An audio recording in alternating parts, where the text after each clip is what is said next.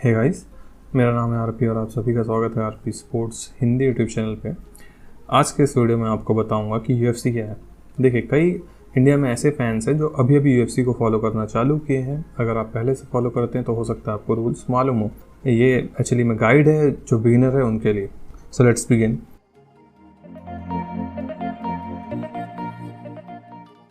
देखिए, यूएफसी को समझना थोड़ा सा नए फैंस के लिए थोड़ा अजीब हो सकता है। देखिए, यूएफसी में एक्चुअली इतने सारे चैंपियंस होते हैं तो कन्फ्यूज़न बनना बिल्कुल नॉर्मल है। 12 चैंपियन है यूएफसी में अभी।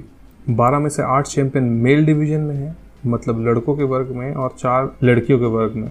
सो मेल में जो 8 चैंपियन है, 8 चैंपियन कैसे हो गए सोचो। 8 बेल्ट बना गया मेलों के बीच में लड़कों के लिए। देख, होता क्या है कि एक जैसे 100 केजी का इंसान है और एक 50 केजी का इंसान है।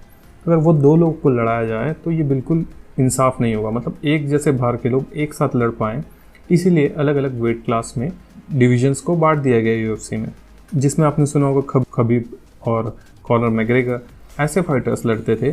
ये दोनों एक वेट क्लास, मतलब light weight class. Light weight कितना होता है, मतलब 66 केजी से 70 केजी के बीच, 66 से 70 केजी के बीच में लड़ते थे।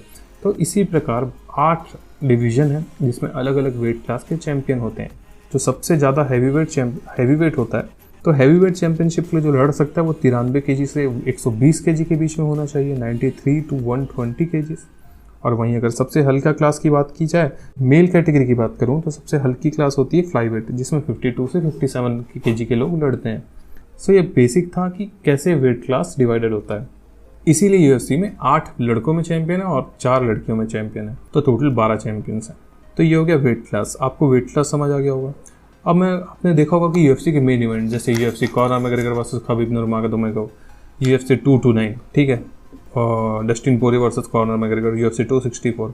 तो ये जो नंबरिंग होती है, यूएफसी 264, 269, 249, 244, ये एक लाइन से होती है। ये एक्चुअली होता क्या है, मैं आपको यही समझा देता हूँ। देखिए, आपने देखा होगा कि डब्ल्यूडब्ल्यू अगर आप देखते हैं तो डब्ल्यूडब्ल्यू एक्चुअली इंडिया में ज़्यादा फेमस है, या फिर नहीं भी देखते तो मैं आपको समझाता हूँ। देखिए, छोटी फाइट्स ऐसे हर हफ्ते छोटी छोटी फाइट्स यूएफसी की होते रहती है, जिसमें बहुत ज़्यादा फेमस फाइटर नहीं लड़ते। नॉर्मल जो फाइटर ग्रो कर रहे हैं या फिर बढ़ रहे हैं उनकी फाइट्स होती है। लेकिन हर मंथ में एक फाइट होती है, और उस फाइट को मेन इवेंट कहा जाता है, और उसमें नंबरिंग होती है। जैसे यूएफसी 1 जो सबसे पहला मेन इवेंट हुआ, उसका नाम यूएफसी 1 था। हर महीने ये बढ़ते गया, यूएफसी 2 हो गया, यूएफसी 3 हो गया। जनरली एक महीने में होता है, कम ज़्यादा हो सकता है ये। सो इस प्रकार से हर महीने के हिसाब से आप जोड़ लीजिए, एक जनरल वे में बता रहा हूँ। तो जैसे यूएफसी अभी 229 हुआ था, तो 2 साल 3 साल पहले, बहुत फेमस है इसलिए उसको यूज़ कर रहा हूँ मैं।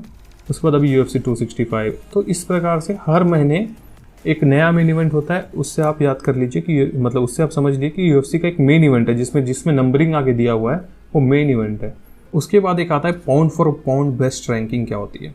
देखिए, पाउंड फॉर पाउंड बहुत लोगों ने सुना होगा, समझ नहीं आता होगा। उसमें कभी एक ज़माने में डिमिट्रियस जॉनसन टॉप में थे, उसके बाद कॉनर मैग्रेगर आए, खबीब नुरमागोदोमोगोव आए, कमारू उस्मान आए, जॉन जोन्स आए। सो ये क्या है, एक्चुअली होता है कि इतने सारे डिवीज़न हैं तो लोगों को समझने में बहुत मुश्किल होता है कि सबसे अच्छा फाइटर कौन है, क्योंकि 2 अलग अलग भार के लोग एक साथ तो लड़ नहीं सकते। तो मीडिया के लोग और यूएफसी के लोग ये सब मिलकर एक रैंकिंग बनाते हैं, पॉपुलैरिटी और बहुत कुछ देखा जाता है, कितना डोमिनेंट फाइटर है, कितना एक्यूरेसी है उसका, स्ट्राइकिंग रैपलिंग सब कुछ देखा जाता है। और बेसिकली एक्चुअली मीडिया का ज़्यादा इसमें वो रहता है हाथ, और इससे पता चलता है कि सबसे अच्छा फाइटर कौन है। सो ये होता है पाउंड फॉर पाउंड रैंकिंग। तो यूएफसी के 3-4 बेसिक चीज़ थे जो मैंने आपको बता दिया। अब यूएफसी में जो फाइट्स होते हैं उसके रूल क्या होते हैं, अगर ये भी आपको जानना है तो बता दीजिएगा, उसके लिए मैं अलग से वीडियो बना दूंगा। तब तक के लिए thank you very much for watching my video. हाँ भाई, लाइक सब्सक्राइब कर देना भाई अगर पसंद आता है तो, वरना ऐसे कोई फोर्स नहीं है। चलो, थैंक यू।